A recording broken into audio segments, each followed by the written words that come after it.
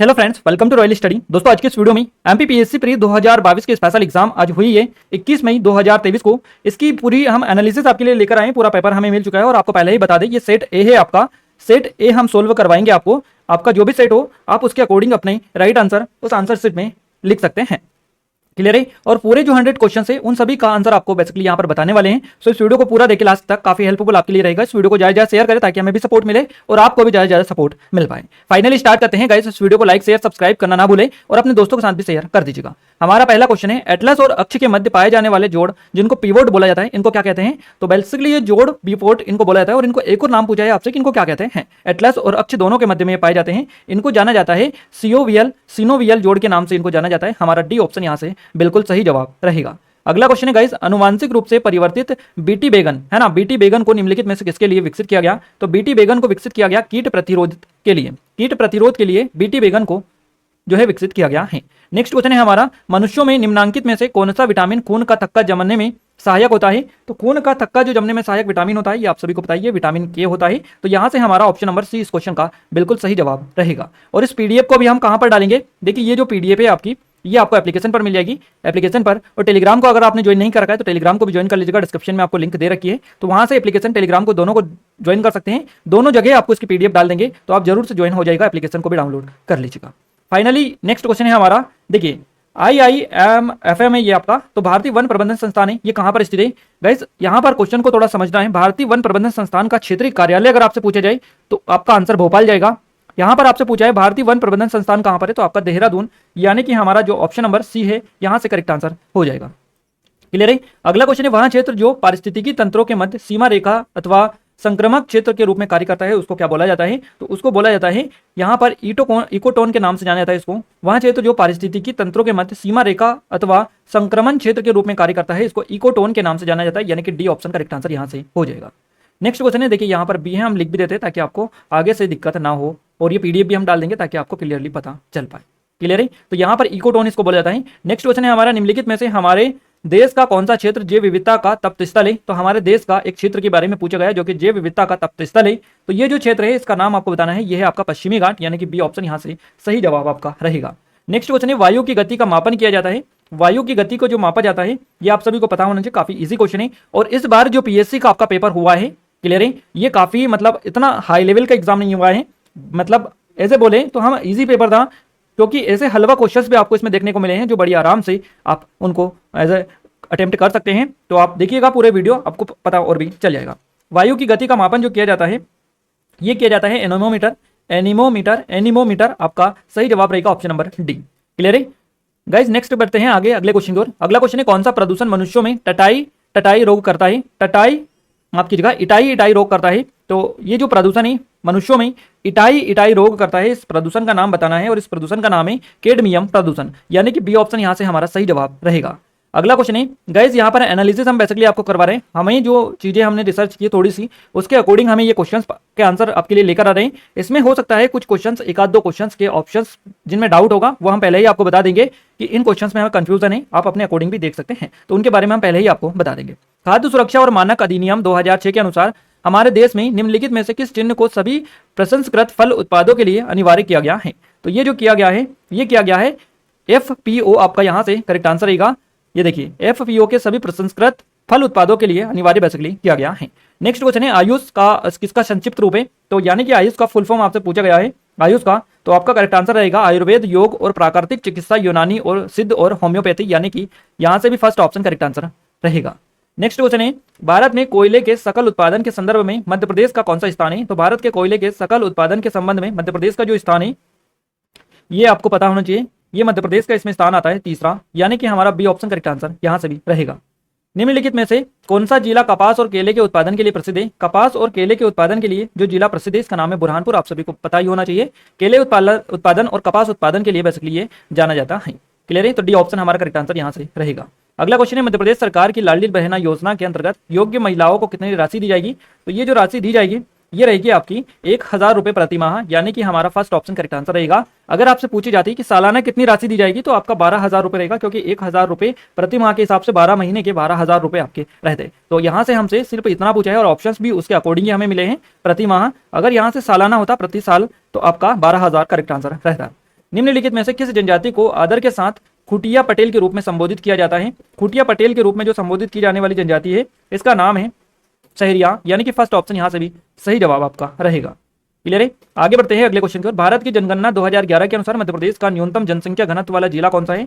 मध्य प्रदेश का न्यूनतम जनसंख्या घनत्व वाला जिला पूछा है 2011 की जनगणना के अनुसार। तो आपका करेक्ट आंसर डिंडोरी रहेगा, हमारा फर्स्ट ऑप्शन करेक्ट आंसर है। अगला क्वेश्चन है गाइस, नेक्स्ट क्वेश्चन है हमारा, मध्य प्रदेश में पहली महिला राज्यपाल कौन थी? तो मध्य प्रदेश की पहली महिला राज्यपाल, काफी इजी क्वेश्चन है, आप सभी देखिएगा, काफी इजी पेपर आपका आज देखने को मिला है। तो सरला ग्रेवाल आपका करेक्ट आंसर यहां से हो जाएगा। नेक्स्ट क्वेश्चन है हमारा, मध्य प्रदेश में ग्राम पंचायत घोषित होने के लिए न्यूनतम जनसंख्या कितनी होनी चाहिए? तो ग्राम पंचायत घोषित होने के लिए न्यूनतम जो जनसंख्या होनी चाहिए ग्राम पंचायत में वो होनी चाहिए 1000, यानी कि हमारा बी ऑप्शन यहां से करेक्ट आंसर रहेगा। अगला क्वेश्चन है, मध्य प्रदेश में कितनी बार राष्ट्रपति शासन लागू किया गया? तो मध्य प्रदेश में अब तक 3 बार राष्ट्रपति शासन लगा है, ये तो आप सभी को पता होना चाहिए। तो सी ऑप्शन यहां से करेक्ट आंसर रहेगा, सी ऑप्शन, यानी कि 3 बार। अगला क्वेश्चन है, मध्य प्रदेश के मुख्यमंत्री की अनुपस्थिति में निम्नलिखित में से कौन मंत्री परिषद की बैठक की अध्यक्षता करता है? मंत्री परिषद की अध्यक्षता की जो बैठक की अध्यक्षता जो करता है मुख्यमंत्री यानी चीफ मिनिस्टर की अनुपस्थिति में, तो ये करता है मुख्यमंत्री द्वारा नाम निर्दिष्ट मंत्री, यानी कि मुख्यमंत्री द्वारा नाम निर्दिष्ट जो मंत्री होता है वो इस बैठक की अध्यक्षता फिर करता है। तो बी ऑप्शन यहां से हमारा करेक्ट आंसर रहेगा। अगला क्वेश्चन है, मध्य प्रदेश के प्रथम मुख्यमंत्री कौन थे? तो मध्य प्रदेश के प्रथम मुख्यमंत्री थे पंडित रविशंकर शुक्ल, यहां से हमारा फर्स्ट ऑप्शन करेक्ट आंसर रहेगा। क्लियर है? फर्स्ट ऑप्शन यहां से करेक्ट आंसर हो जाएगा। नेक्स्ट क्वेश्चन है, राज्य मानव अधिकार आयोग के सदस्यों की नियुक्ति हेतु गठित समिति की अध्यक्षता कौन करता है? तो इस समिति की जो अध्यक्षता की जाती है ये की जाती है मुख्यमंत्री के द्वारा, मुख्यमंत्री, यानी कि हमारा बी ऑप्शन करेक्ट आंसर यहां से रहेगा। मध्य प्रदेश राज्य पिछड़ा वर्ग आयोग संशोधन अधिनियम 2021 के अंतर्गत कितने अशासकीय सदस्य हो सकते हैं? तो इसके अंतर्गत जो अशासकीय सदस्य हो सकते हैं इनकी संख्या 5 है, 5, यानी सी ऑप्शन करेक्ट आंसर है।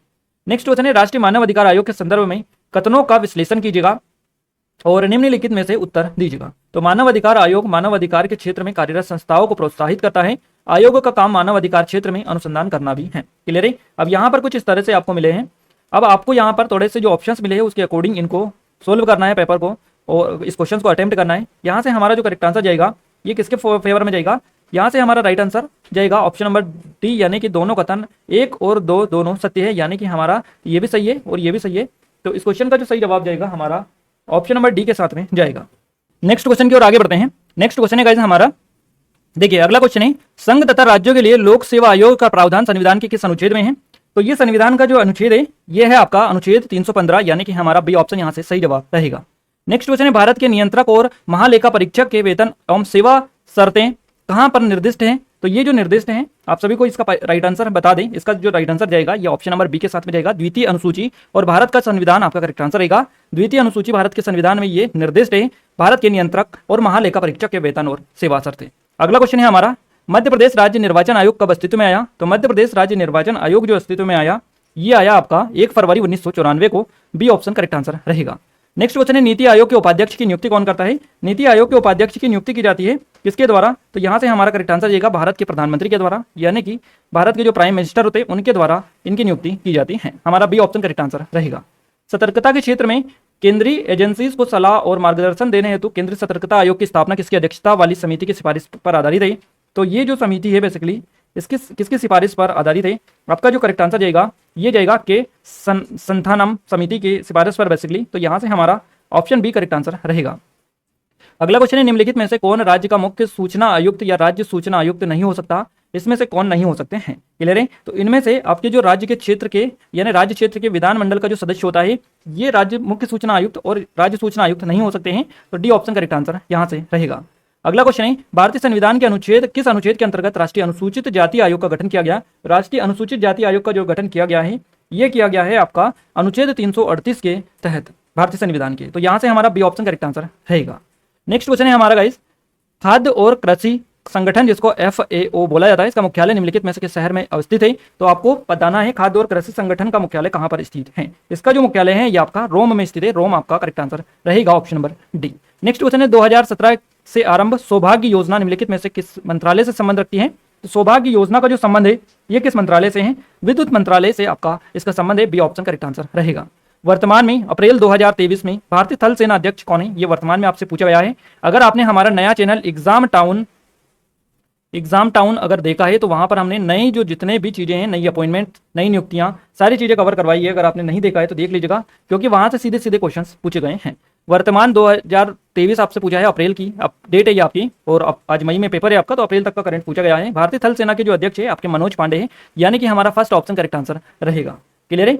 आइए आगे बढ़ते हैं अगले क्वेश्चन की ओर। अगला क्वेश्चन है गाइस हमारा, देखिए नेक्स्ट क्वेश्चन है, भारतीय लोकसभा के प्रथम अध्यक्ष कौन थे? तो भारतीय लोकसभा माफ कीजिएगा, भारतीय लोकसभा के प्रथम अध्यक्ष कौन थे, यानी कि आपके लोकसभा के जो प्रथम अध्यक्ष थे, ये तो आप सभी को पता ही है, ये थे कौन? श्री गणेश वासुदेव मावलंकर, है ना, जी मालंकर भी इनको कई बार शॉर्ट में दे रखा होता है, तो आप देख लीजिएगा। नेक्स्ट क्वेश्चन है, कौन सा शहर the Africa India field training exercise AFINDEX 2023 के दूसरे संस्करण का मेजबान था? तो इसकी जो मेजबानी की है ये किस शहर ने की है? ये की है आपकी, देखिए यहाँ से आपका जो करेक्ट आंसर जाएगा, यहाँ पर आप थोड़ा सा देख लीजिएगा इस चीज को, पुणे आपका करेक्ट आंसर रहेगा, ऑप्शन नंबर सी। क्या रहेगा? पुणे, यहाँ से आपका ऑप्शन नंबर सी बिल्कुल करेक्ट आंसर हो जाएगा। इसके अलावा मध्य प्रदेश में वैश्विक निवेशक शिखर सम्मेलन 2023 किस स्थान पर आयोजित हुआ? ये आपका इंदौर में जो हुआ है, ग्लोबल इन्वेस्टर्स समिट 2023, उसकी यहाँ पर बात की जा रही है, ग्लोबल इन्वेस्टर्स समिट की, तो ये आपका इंदौर में हुआ है। यहाँ से आपका ऑप्शन नंबर जो डी आपको दिखाई दे रहा है, ऑप्शन नंबर डी, ये आपका है ना, ऑप्शन नंबर डी यहाँ से आपका करेक्ट आंसर रहेगा, आप लिख लीजिए। नेक्स्ट क्वेश्चन के आगे बढ़ते हैं। अगले क्वेश्चन हमारा, देश में किस स्थान पर क्वांटम प्रयोगशाला की स्थापना 2021 में की? तो भारतीय सेना के द्वारा मध्य प्रदेश में क्वांटम प्रयोगशाला की जो स्थापना 2021 में की थी, ये किस स्थान पर? तो महू में की। महू हमारा फर्स्ट ऑप्शन करेक्ट आंसर रहेगा। और गाइज हमारी ई बुक से सीधे सीधे क्वेश्चंस यहाँ पर आए हैं। हमने हमारी 2023 की मध्य प्रदेश करंट अफेयर की स्पेशल जो ई बुक है 2022, 2023 और 2021 से भी ये क्वेश्चन आपका पूछा गया है। तो तीनों सालों की ई बुक से आपके अच्छे खासे क्वेश्चन देखने को मिले हैं। और ये वाली जो नेशनल का है ये भी हमने उसी बुक में डाल रखा है, पूरा नेशनल का भी कवर करवाया है। अगले क्वेश्चन की ओर आगे बढ़ते हैं। क्वेश्चन हमारा नेक्स्ट है, निम्नलिखित में से कौन से युग्म सुमेलित हैं? इनमें से सुमेलित युग्म आपको पहचानना है। अब यहाँ पर सुमेलित जो युग्म है ये आपको बताना है। क्लियर है? तो देखिए, Rangaswamy cup polo, Sheesh Mahal trophy cricket, Yadavindra cup hockey, rovers cup football. तो देखिए, शीश महल ट्रॉफी सुमेलित आपको बताना है कौन से, ये Yadavindra cup hockey, rovers cup football, polo ये नहीं है। क्लियर है? तो तीन है आपके, 2, 3, 4, यानी कि 2, 3, 4 आपका ऑप्शन नंबर बी इस क्वेश्चन का सही जवाब रहेगा। अगला क्वेश्चन है, निम्नलिखित में से किसने फीफा विश्व कप 2022 में गोल्डन बॉय पुरस्कार जीता? माफ कीजिएगा, गोल्डन बॉल पुरस्कार जीता। तो फीफा विश्व कप 2022 में गोल्डन बॉल पुरस्कार जो जीता है ये किसके द्वारा जीता गया? तो ये जीता है लियोनेल मेसी ने, लियोनेल मेसी, यानी कि बी ऑप्शन करेक्ट आंसर रहेगा। हॉकी खेल के लिए वर्ष 2020 के लिए लाइफ टाइम द्रोणाचार्य पुरस्कार किसको प्रदान किया गया था? लाइफ टाइम द्रोणाचार्य पुरस्कार प्रदान किया गया है आपका, यहाँ से करेक्ट आंसर रहेगा रमेश पठानिया को, यानी कि सी ऑप्शन करेक्ट आंसर आपका हो जाएगा। अगला क्वेश्चन के आगे बढ़ते हैं। अगला क्वेश्चन है, देश की सीमाओं से परे ई कॉमर्स का कौन सा आयाम व्यापार के लिए सक्षम है? तो ई कॉमर्स का कौन सा आयाम व्यापार के लिए सक्षम है? हमारा जो करेक्ट आंसर रहेगा ये रहेगा विश्वव्यापी पहुंच, यानी कि हमारा सी ऑप्शन करेक्ट आंसर इस क्वेश्चन के लिए हो जाएगा। क्लियर है? नेक्स्ट क्वेश्चन है, निम्नलिखित में से कौन सा रोबोट का फायदा नहीं है? इसमें से रोबोट का कौन सा फायदा नहीं है? देखिए, चैट जीपीटी काफी ज्यादा पॉपुलर हो रही है अभी दिनों दिन, तो उसी से रिलेटेड खैर टॉपिक भी है पीएससी का ये, तो आप देख लीजिएगा इस तरह के क्वेश्चन पूछे जा रहे हैं। निम्नलिखित में से कौन सा रोबोट का फायदा नहीं है? तो यहाँ से हमारा जो करेक्ट आंसर जाएगा ये जाएगा, वह नौकरी को विस्थापित कर सकते हैं, ये फायदा नहीं है, यानी कि बी ऑप्शन हमारा करेक्ट आंसर यहाँ से रहेगा। अगला क्वेश्चन है, सोशल मीडिया अनुकूल क्या है? तो सोशल मीडिया जो अनुकूल है ये एक तरह से हम कह सकते हैं कि सोशल नेटवर्क द्वारा आसानी से प्रचार करना सोशल मीडिया अनुकूल है, यानी कि हमारा फर्स्ट ऑप्शन करेक्ट आंसर यहाँ से हो जाएगा। क्लियर है? नेक्स्ट क्वेश्चन है हमारा, साइबर सुरक्षा की विशेषता या विशेषताएं हैं। तो साइबर सुरक्षा की जो विशेषता कौन सी है इसमें से अनुपालन, आंतरिक खतरों के से प्रतिरक्षा, खतरे की रोकथाम, ये सभी, यानी कि हमारा डी ऑप्शन इस क्वेश्चन का सही जवाब रहेगा। निम्नलिखित में से ई गवर्नेंस का कौन सा वर्णन सटीक बैठता है? तो ये जो सटीक बैठता है ये कौन सा, ई गवर्नेंस का कौन सा वर्णन सटीक बैठता है? जिसमें से आपका जो करेक्ट आंसर रहेगा ये ऑप्शन नंबर सी, तकनीकी आधारित शासन की व्यवस्था देना, ये ई गवर्नेंस का एक सटीक बैठता है इस ई गवर्नेंस के बारे में, तो सी ऑप्शन यहाँ से सही जवाब रहेगा। अगला क्वेश्चन है, किसे कृत्रिम बुद्धिमत्ता का जनक कहा जाता है? कृत्रिम बुद्धिमत्ता का जनक जाना जाता है जॉन मैककार्थी को, बी ऑप्शन करेक्ट आंसर यहाँ से भी हो रहेगा। अगला क्वेश्चन, निम्नलिखित में से कौन सा एक आवासीय सहायक का उदाहरण नहीं है? आवासीय सहायक का उदाहरण कौन सा नहीं है? तो इसमें से कोर्टेसा, ये आपका करेक्ट आंसर रहेगा option number D. Next question है हमारा, निम्नलिखित डायोड में से कौन सा अत्यंत उच्च गति स्विचिंग इलेक्ट्रॉनिक परिपथ में प्रयोग किया जाता है? तो ये जो प्रयोग किया जाता है ये किया जाता है शॉर्टकी डायोड, यानी कि शॉर्टकी डायोड, यहाँ से डी ऑप्शन करेक्ट आंसर इसका रहेगा। इलेक्ट्रॉनिक उपकरणों में निम्नलिखित में से कौन सी तकनीक इलेक्ट्रॉन होल युग्म पैदा करने में प्रयोग नहीं की जा सकती है? तो इसमें से ये जो तकनीक होती है इसको हम अशुद्धि अंताक्षेप ऐसे बोल सकते हैं, ये प्रयोग नहीं की जा सकती है, तो यहाँ से डी ऑप्शन सही जवाब रहेगा। निम्नलिखित में से कौन सा कृत्रिम बुद्धिमत्ता आर्टिफिशियल इंटेलिजेंस के पक्षपात का स्रोत नहीं है? इसमें से आपको बताना है कौन सा नहीं है। तो यहाँ से हमारा क्षमता, यानी कि कोई क्षमता या आपका ऐसे बोल सकते हैं, ये आपका इसका स्रोत नहीं है। क्लियर है? नेक्स्ट क्वेश्चन की ओर आगे बढ़ते हैं। अगला क्वेश्चन है वर्ष 2011 की जनगणना के अनुसार निम्नलिखित में से किस राज्य में जनसंख्या वृद्धि दर सर्वाधिक थी? जनसंख्या वृद्धि दर किस राज्य में सर्वाधिक थी, ये आपसे पूछा गया है। आपका बिल्कुल करेक्ट आंसर रहेगा मेघालय, यानी सी ऑप्शन। नेक्स्ट क्वेश्चन है दक्षिण पूर्व एशिया की सीमा पार नदी मेकांग निम्नलिखित में से किस देश से नहीं गुजरती है? तो ये जो नदी है किस देश से, नदी मेकांग जो नदी है ये किस देश से नहीं गुजरती है? दक्षिण पूर्व एशिया की सीमा पार। तो आपको यहाँ से जो करेक्ट आंसर लगाना है ये बांग्लादेश लगाना है, क्योंकि बांग्लादेश से ये यहाँ पर नहीं गुजरती है। सी ऑप्शन करेक्ट आंसर इसका हो जाएगा।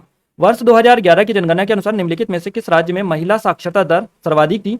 तो आपका जो करेक्ट आंसर जाएगा ये जाएगा यहाँ से मिजोरम में। मिजोरम हमारा फर्स्ट ऑप्शन करेक्ट आंसर इस क्वेश्चन के लिए हो जाएगा। अगला क्वेश्चन है गाइस, भारत में लौह अयस्क के संबंध में निम्नलिखित में से कौन सा कथन सही नहीं है? तो इसमें से जो कथन सही नहीं है लौह अयस्क के बारे में ये है आपका देश के लौह अयस्क के कुल संचित भंडार का लगभग 80% झारखंड एवं ओडिशा में है। ये इसके बारे में सही नहीं है, यानी कि बी ऑप्शन यहाँ से करेक्ट आंसर इसका रहेगा। अगला क्वेश्चन है हमारा, अगला क्वेश्चन है वर्ष 2020-21 में निम्नलिखित में से कौन सा राज्य देश में मूंगफली का सबसे बड़ा उत्पादक था? तो ये जो देश है इसका नाम है गुजरात, यानी कि गुजरात हमारा बी ऑप्शन करेक्ट आंसर रहेगा। एटलस पर्वत किस महाद्वीप में स्थित है? तो एटलस पर्वत जो देखने को मिलते हैं ये अफ्रीका महाद्वीप में मिलते हैं। फर्स्ट ऑप्शन करेक्ट आंसर रहेगा। सुंदरवन निम्नलिखित में से किस प्रकार के वन है? सुंदरवन आपको बताना है कौन से किस प्रकार के, तो तटी या ज्वारी वन है सुंदरवन। तो डी ऑप्शन यहाँ से भी सही जवाब हो जाएगा। चलिए आगे बढ़ते हैं। अगला क्वेश्चन है 90 ईस्ट रिज है ना, 90 डिग्री इस पूर्व रिज निम्नलिखित में से कौन से महासागर में स्थित है? तो ये जो स्थित है ये स्थित है आपके हिंद महासागर में। डी ऑप्शन सही जवाब रहेगा। भारत में पवन ऊर्जा क्षमता के संबंध में निम्नलिखित में से कौन सा कथन सही नहीं है? तो इनमें से जो कथन सही नहीं है पवन ऊर्जा के संबंध में, इसमें से आपका जो पवन ऊर्जा क्षमता में मध्य प्रदेश का देश में तीसरा स्थान है ये आपका सही नहीं है। तो डी ऑप्शन करेक्ट आंसर रहेगा। एशिया में निम्नलिखित में से कौन सा देश स्थल रुद्ध या लैंडलॉक देश नहीं है? इसमें से लैंडलॉक जो देश नहीं है ये है आपका थाईलैंड। थाईलैंड बी ऑप्शन सही जवाब रहेगा। नेक्स्ट क्वेश्चन है भारत छोड़ो आंदोलन की स्थिति को शुरू हुआ था? काफी इजी क्वेश्चन है, आप सभी आसानी से इसको लगा सकते हैं। आपका करेक्ट आंसर यहाँ से रहेगा 9 अगस्त 1942 से, बी ऑप्शन करेक्ट आंसर रहेगा। अगला क्वेश्चन है पोथी पढ़ पर जग मुआ पंडित भयाना कोई ढाई अक्षर प्रेम का पढ़े सुपंडित होय, यह पंक्ति किसने लिखी? तो ये पंक्ति लिखी गई है कबीर दास जी के द्वारा। कबीर हमारा यहाँ से फर्स्ट ऑप्शन सही जवाब रहेगा। आप सभी को ये पता होना चाहिए और ये काफी इजी है और काफी बार आपने आई थिंक सुना भी होगा और पढ़ा भी होगा। क्लियर है? तो यहाँ से हमारा फर्स्ट ऑप्शन करेक्ट आंसर रहेगा। अगला क्वेश्चन है हमारा विजयनगर साम्राज्य की स्थापना किस वर्ष हुई थी? सही जवाब इस क्वेश्चन का हमारा रहेगा ऑप्शन नंबर फर्स्ट 1336 एडी में, यानी कि फर्स्ट ऑप्शन ही करेक्ट आंसर यहाँ से भी हो जाएगा। नेक्स्ट क्वेश्चन है चंपारण सत्याग्रह के दौरान नील की खेती किस नाम से पहचानी जाती थी? तो इसको तिनकठिया पद्धति के नाम से पहचाना जाता था चंपारण सत्याग्रह के दौरान। परमहंस मंडली की स्थापना किस राज्य में हुई थी? परमहंस मंडली की जो स्थापना हुई थी ये हुई थी महाराष्ट्र में। सी ऑप्शन यहाँ से सही जवाब रहेगा। अगला क्वेश्चन है गाइस हमारा तहकीक ए हिंद किताब के लेखक कौन है? तहकीक ए हिंद किताब के जो लेखक है ये है Al Biruni. Al Biruni C option correct answer यहाँ से रहेगा। तहकीक ए हिंद आपका करेक्ट आंसर रहेगा। प्रार्थना समाज की स्थापना रिक्तस्थान में हुई थी? तो प्रार्थना समाज की जो स्थापना हुई थी ये महाराष्ट्र में हुई थी। Maharashtra D option correct answer है। परंपरा के अनुसार अलवारो और नया नारो की संख्या कितनी है? परंपरा के अनुसार अलवारो और नए नारो की संख्या जो है ये आपको बताना है। ये संख्या है 12 और 63, यानी अलवारो की 12 और नए नारो की 63 संख्या है। यहाँ से फर्स्ट ऑप्शन इस क्वेश्चन के फेवर में करेक्ट आंसर रहेगा। संथाल विद्रोह के मुख्य नेता कौन थे? आपको पता होना चाहिए। संथाल विद्रोह के जो मुख्य नेता थे ये थे सिद्धो। फर्स्ट ऑप्शन करेक्ट आंसर रहेगा। अगला क्वेश्चन है हमारा निम्नलिखित किस स्थान पर बौद्ध गुफाएं स्थित नहीं है? देखिए अजंता में है, बाघ में है और सांची में भी बौद्ध की गुफाएं बेसिकली देखने को मिलती हैं। तो यहाँ पर बेसिकली अगर हम बात करें सांची के बौद्ध स्तूप है और एक तरह से ये गुफाओं यहाँ पर आपका जो बलसार है इसका संबंध किसी भी तरह से बौद्ध स्थल से नहीं है। तो हमारा जो करेक्ट आंसर जाएगा ये ऑप्शन नंबर डी तक जाएगा और इसमें मुझे थोड़ा सा कंफ्यूजन लग रहा है। क्लियर है? तो इस क्वेश्चन के बारे में मैं थोड़े से पहले ही बता दूं आपको, स्टार लगवा दूं इस क्वेश्चन के लिए, स्टार। क्लियर है? तो आप इसको देख लीजिएगा इस क्वेश्चन को अच्छे से और एक बार और आप इसको थोड़ा सा इसके बारे में थोड़ी सी रिसर्च कीजिएगा। नेक्स्ट क्वेश्चन की ओर आगे बढ़ते हैं। अगला क्वेश्चन है हमारा गाइस, क्वेश्चन है मध्य प्रदेश की मिट्टी के संबंध में निम्नलिखित कथनों पर विचार कीजिएगा। तो यहाँ से हमारा जो करेक्ट आंसर जाएगा ये जाएगा यहाँ से। देखिए आपका पहला बात तो ये होना चाहिए कि इस क्वेश्चन को ये जो कथन वाले क्वेश्चन है इनको बड़े आसानी से आप एज अगर आपको पता है पूरी डिटेल तो ही आप बड़ी आसानी से कर सकते हैं। क्लियर है? तो यहाँ से हमारा जो ये एक तो ये जाएगा बघेलखंड में लाल व पीली मिट्टी पाई जाती है पहला। इसके अलावा यहाँ से हमारा तीसरा मालवा पठार में गहरी काली मिट्टी पाई जाती है और चौथा मध्य प्रदेश के उत्तरी पश्चिम भाग में जलोढ़ मिट्टी पाई जाती है। यानी कि हमारा जो ऑप्शन जाएगा इसका ये जाएगा 1, 3, 4, यानी कि उत्तर का डी ऑप्शन बिल्कुल करेक्ट आंसर रहेगा। 1, 3, 4 ऑप्शन नंबर डी। अगला क्वेश्चन है निम्नलिखित जिलों में से मैग्नीज के भंडार किसमें पाए जाते हैं या किसमें है? तो बालाघाट जिला फर्स्ट ऑप्शन करेक्ट आंसर रहेगा।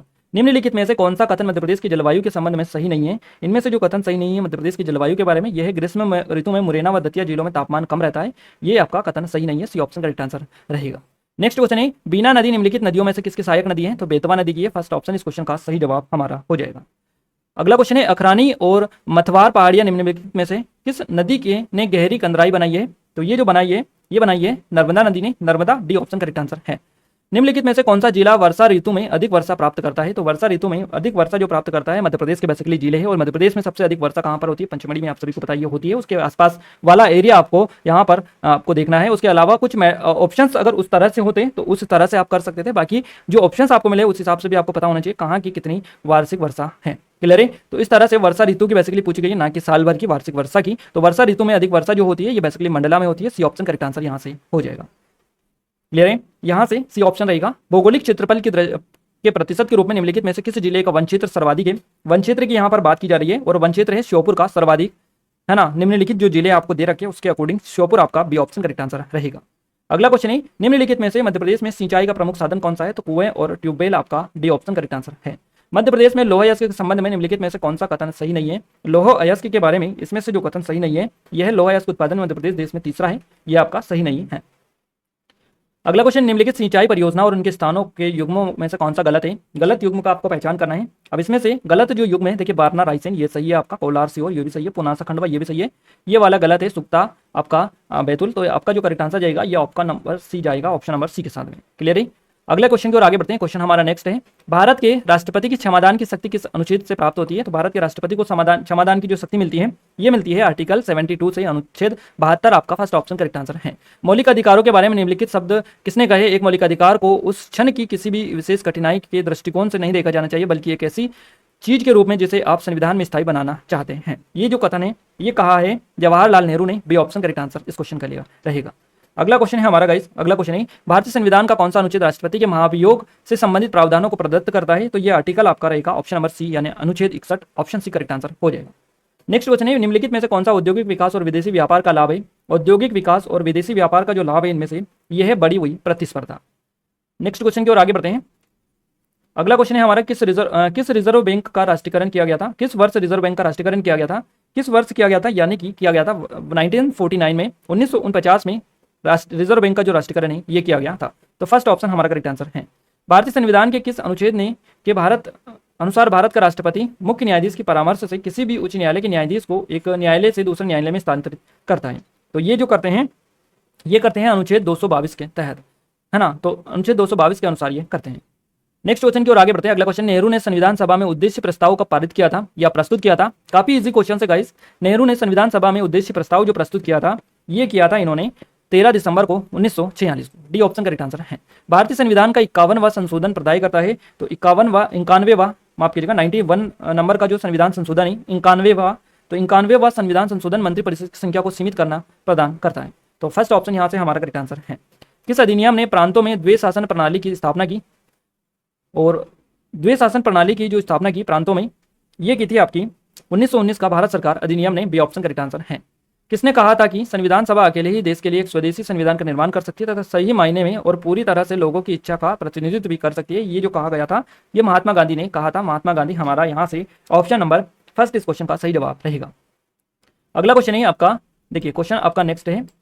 क्वेश्चन है, निर्मल वर्मा पुरस्कार मध्य प्रदेश संस्कृति विभाग द्वारा किस क्षेत्र में दिया जाता है? तो ये दिया जाता है भारतीय प्रवासी द्वारा हिंदी भाषा का प्रचार और विकास के लिए, डी ऑप्शन इस क्वेश्चन का बिल्कुल सही जवाब यहाँ से हो जाएगा। निम्नलिखित में से कौन सा राष्ट्रीय उद्यान आधिकारिक तौर पर भूरसिंगा द बारहसिंगा नामक एक शुभंकर पेश करने वाला भारत का पहला राष्ट्रीय उद्यान है? तो कान्हा राष्ट्रीय उद्यान आपका फर्स्ट ऑप्शन करेक्ट आंसर रहेगा। रोहन चक्रवर्ती ने इसको डिजाइन किया था। निम्नलिखित में से कौन सा कथन प्रसिद्ध ढोकरा कला के लिए सही नहीं है? इसमें से ये जो स्थान है इसका नाम बताना है, यानी कि कौन सा कथन है जो ढोकरा कला के क्षेत्र में कला के संबंध में सही नहीं है? तो इसका जो सही जवाब जाएगा ये यहाँ से जाएगा आपका, यह विवाह समारोह से जुड़ी एक सजावटी कपड़ा कला है क्या? ढोकरा कला। तो यहाँ से सी ऑप्शन करेक्ट आंसर रहेगा। ये आपका गलत है इसके बारे में, बाकी सभी सही है।